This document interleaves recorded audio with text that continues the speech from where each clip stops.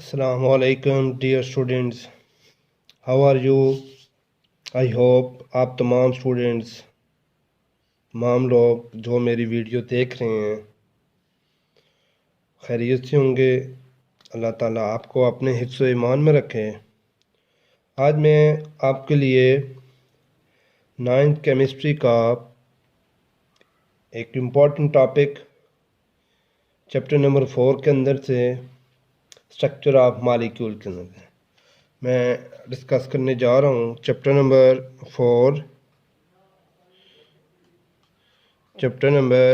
4 structure of molecules.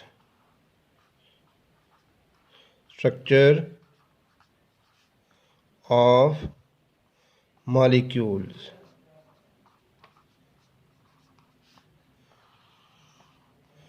ये हमारा 4th chapter है। इसके अंदर मैं आपको बताऊंगा कि why do atom form chemical bond. एक क्वेश्चन की फॉर्म में टॉपिक करवाता हूँ। Why do atom form chemical bond. Y atom form chemical bond के एटम केमिकल बॉन्ड क्यों बनाते हैं। Chemical bonds, atom chemical bond क्यों बनाते हैं। आपको पता है कि दुनिया में कोई भी चीज़ ऐसी नहीं है जो कि स्टेबिलिटी गेन ना कर रही हो, यानी कि हर चीज़ दुनिया में स्टेबिलिटी गेन करने के लिए लगी हुई है। तो इस तरह एटम भी जो है ना वो स्टेबल होने के लिए वो किसी के साथ बॉन्ड बनाते हैं। जब वो बॉन्ड बनाते हैं तो वो अपना इलेक्ट्रॉन लूज़ भी करते हैं, गेन भी करते हैं, शेयर भी करते हैं। तो ये तमाम तरीक़ों से एटम स्टेबल होने की कोशिश करते हैं। तो इसका आंसर क्या होगा कि एटम क्यों जो है वो बॉन्ड बनाते हैं। In order to attain stability, atom achieve stability by attaining electronic configuration of inert gases। इसका आंसर क्या होगा कि atoms achieve या gain stability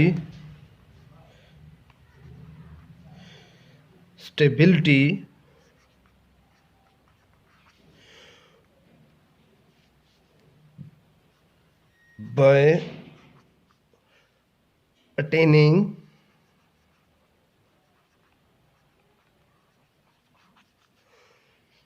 electronic configuration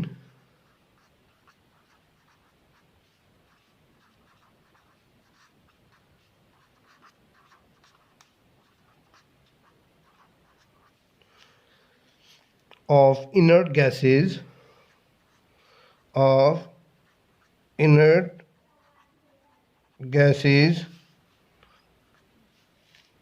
or noble gases।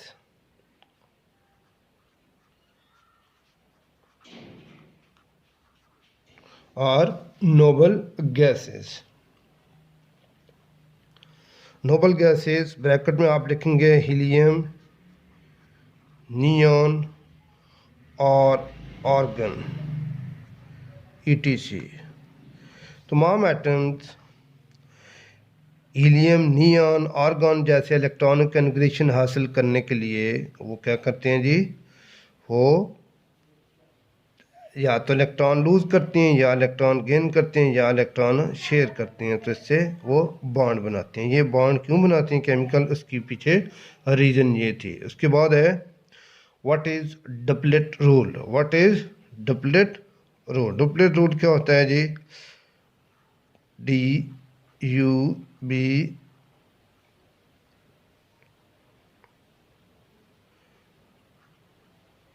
Duplet rule। What is duplet rule? According to This rule, attaining two electrons in the valence shell, is called doublet rule. Attaining, इसकी जो definition है, attaining two electrons, attaining two electrons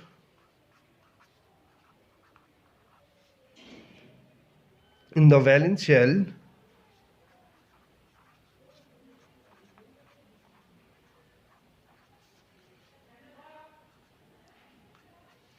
is called doublet rule.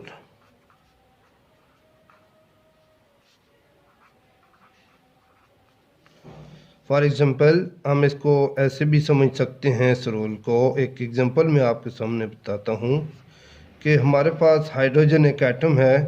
Hydrogen के outermost shell में एक electron होता है।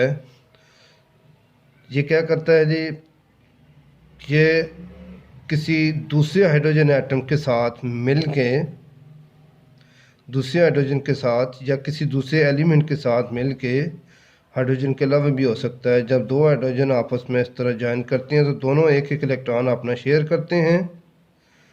तो इस हाइड्रोजन का भी एक इलेक्ट्रॉन और दूसरे हाइड्रोजन का भी एक इलेक्ट्रॉन, ये दोनों डॉट दो इलेक्ट्रॉन को बता रहे हैं। दोनों ने अपना एक एक इलेक्ट्रॉन शेयर करके यहाँ पे एक बॉन्ड बनाया हुआ है। तो जब इसकी इलेक्ट्रॉनिक कन्फिगरेशन, ये शेयरिंग से इलेक्ट्रॉन जो है वो ये बॉन्ड बना हुआ है, यानी क्या बना हुआ है, ये RH, ये दोनों के दरमियान बॉन्ड बना हुआ है। तो बॉन्ड बना है, इसके भी इलेक्ट्रॉन दो हो गए, इसके भी दो हो गए। जब आप इसको देखेंगे तो यूँ इस हाइड्रोजन के दो इलेक्ट्रॉन हो गए। जब आप इस हाइड्रोजन के लिए देखेंगे तो इसके भी दो इलेक्ट्रॉन पूरे हैं। तो यूँ दोनों हाइड्रोजन एटम ने एक एक इलेक्ट्रॉन शेयर करके बॉन्ड बना लिया है, जिस इज कॉल्ड कोवलेंट बॉन्ड, जो सिंगल कोवलेंट बॉन्ड बना है। तो हाइड्रोजन, इस हाइड्रोजन ने भी अपना डबलेट कंप्लीट कर लिया है। तो ये अब अगर इस अकेला था तो ये अनस्टेबल था। जब ये बॉन्ड बन गया तो ये दोनों क्या हो गए हैं जी, अब बॉन्डेड हो गए हैं। तो ये एक स्टेबल हाइड्रोजन का मॉलिक्यूल है। उसके अलावा डुप्लेट रूल है। डुप्लेट रूल के बाद octet rule. Octet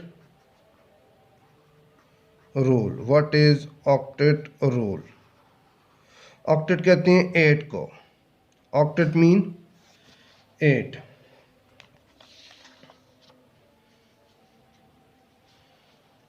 octet mean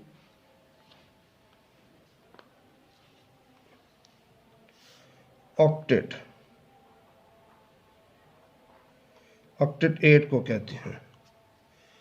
और यहाँ पे अब किस तरह मैं इसको डिफाइन करूँगा कि attaining 8 electron in the attaining 8 electron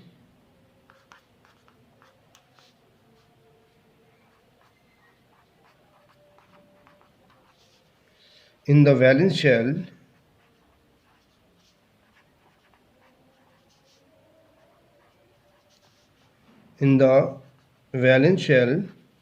कोई भी एटम जब अपने वैलेंस शेल में 8 इलेक्ट्रॉन पूरे करता है तो ये ऑक्टेट रूल कहलाता है। इज कॉल्ड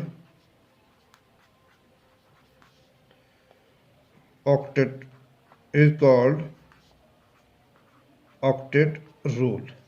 हम इसकी एग्जांपल ऐसे देंगे, चाहे वो लूज़ करे, गेन करे, जिस तरह भी गेन करके या लूज़ करके वो बॉन्ड बनाए, वो अपने 8 पूरे करता है। हमारे पास क्लोरीन है, तो क्लोरीन के आउटरमोस्ट शेल में इलेक्ट्रॉन होते हैं 17।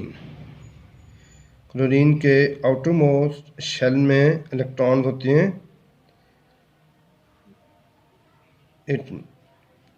तो इससे पहले मैं आपको बताता हूँ कि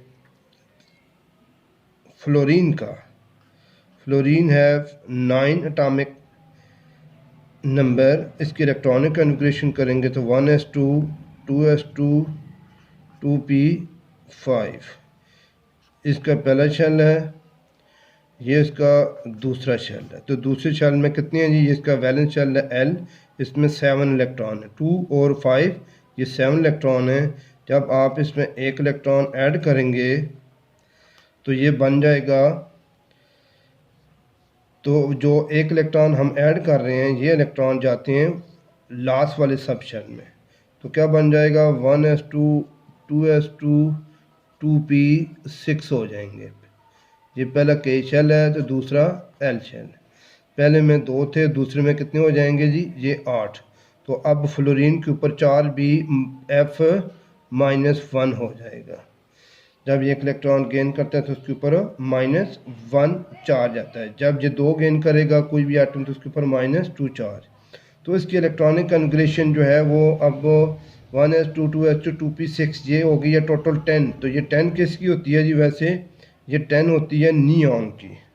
तो ये एटम ने इलेक्ट्रॉन गेन करने के बाद अपनी इलेक्ट्रॉनिक कन्फिग्रेशन लाइक किस तरह कर लिया जी? नियॉन की तरह कर लिया। तो नियॉन की भी ऐसी इलेक्ट्रॉनिक कन्फिग्रेशन होती है। नियॉन एक नोबल गैस है, ये एक इनर्ट गैस है। तो कोई भी atom electronic configuration noble gases जैसी हासिल करने के लिए तभी तो वो दूसरों के साथ बॉन्ड बनाता है, या इलेक्ट्रॉन शेयर करता है, या इलेक्ट्रॉन लूज़ करता है, या फिर इलेक्ट्रॉन गेन करता है। ये डिफरेंट वेज हैं in order to gain stability. इंशाल्लाह नेक्स्ट वीडियो के अंदर आपको मैं बताऊंगा कि केमिकल बॉन्ड क्या होता है, इसकी टाइप्स क्या होती हैं, ये बॉन्ड बनता कैसे है। आप मेरी जो यूट्यूब चैनल है अरशद महमूद केमिस्ट के नाम से, आप इसको शेयर भी करें, बेल आइकन को भी प्रेस करें ताकि जो हर आने वाली वीडियो वो आप तक पहुंच सके। थैंक यू, अल्लाह हाफिज़।